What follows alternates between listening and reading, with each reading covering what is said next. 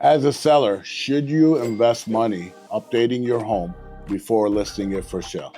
It is very critical to figure out whether the investment you're going to make into your home is worth the return you're going to get when you sell your home. What I mean by that, a lot of items that are important, such as air conditioning, leaking roof, electrical, plumbing, those are must to be in operating condition before you sell the house. If a home doesn't have air conditioning, especially in Las Vegas, nobody's going to buy it. Such things that are important to make the home livable, it's a must for you to invest the money and fix it, or else the home is never going to sell. Now, there are other items such as remodeling kitchen. Those are items that's going to make the house more upgraded, not necessarily updated. And when the home is upgraded, in a lot of cases, yes, you're going to get the money back. The best thing to do is consult with an experienced realtor that knows what they're doing to be able to advise you to make your home more profitable and get you higher dollar. When it's small minor repairs such as paint, flooring, it might be worth the cost because it will get you 4 to 5 times more